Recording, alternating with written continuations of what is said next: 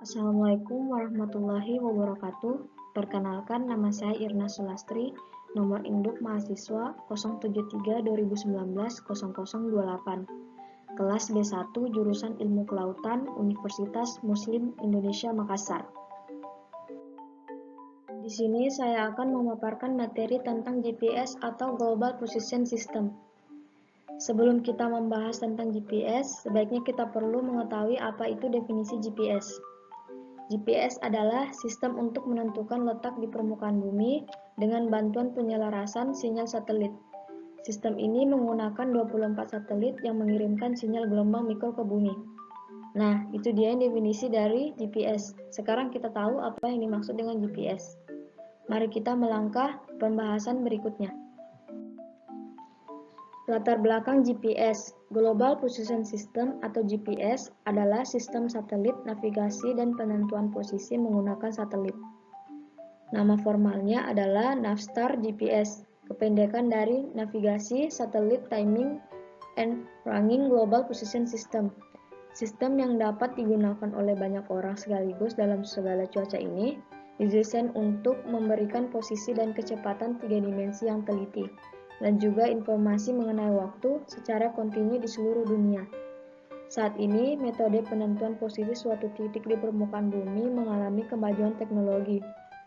Hal tersebut ditandai dengan ketersediaan peralatan alat ukur yang dilengkapi dengan teknologi digital terkini.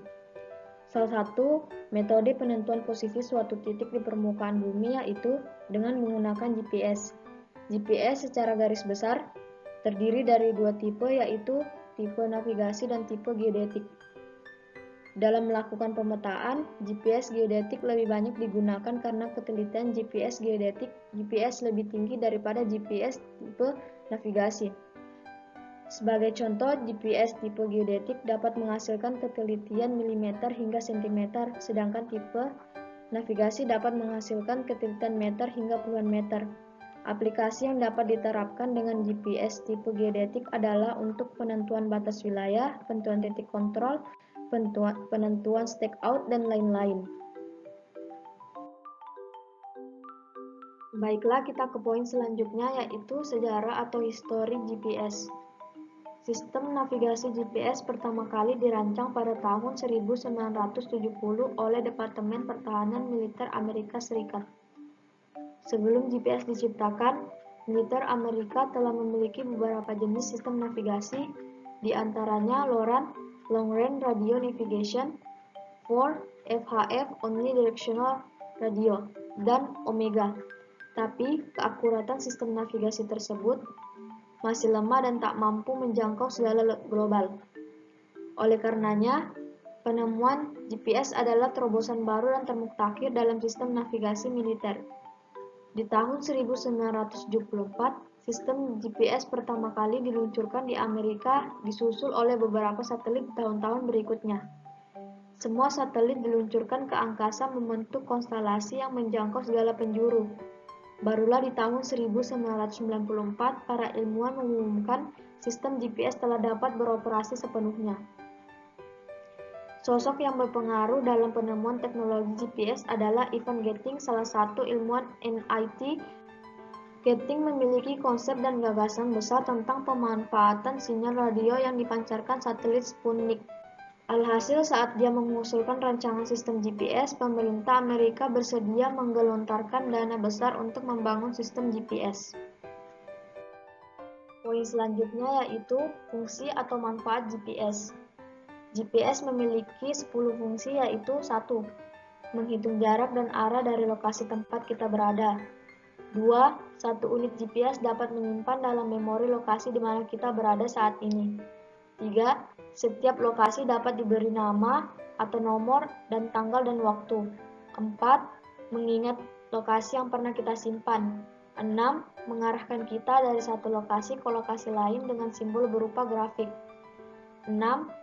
Menyimpan rute perjalanan kita dan mengantar kita kembali ke rute yang sama. 7. Berfungsi sebagai kompas yang dapat menuntun kita ke arah yang tepat. 8. Dapat digunakan setiap petunjuk arah di kapal, mobil dengan menggunakan daya sebesar 12 volt. 9. beberapa GPS dapat menunjukkan peta jalan-jalan utama, sungai-sungai. 10. Beberapa GPS juga dapat menampilkan kekuatan baterai, posisi satelit, kekuatan sinyal, dan lain sebagainya. Manfaat GPS. GPS memiliki 7 manfaat, yaitu 1. Di bidang militer, 2. Navigasi, 3. Sistem informasi geografis, 4. Pelacak kendaraan, 5. Pemantau gempa, 6. Navigasi pesawat terbang, 7. Penangkapan ikan di perairan luas. Poin selanjutnya yaitu metode atau prosedur kerja alat. Perangkat GPS menerima sinyal dari satelit dan kemudian melakukan perhitungan sehingga pada tampilan umumnya kita dapat mengetahui posisi dalam lintang dan bujur, kecepatan dan waktu. Di samping itu juga informasi tambahan seperti jarak dan waktu tempuh. Ilmuwan mengembangkan suatu konfigurasi untuk sistem GPS yang dapat menjangkau secara global dengan menggunakan sedikitnya 21 satelit pada medium Earth Orbit atau MEO. Poin selanjutnya yaitu aplikasi dalam bidang ilmu kelautan dan perikanan. Penggunaan teknologi GPS dalam bidang kelautan seperti halnya mengukur arah dan kecepatan arus permukaan laut.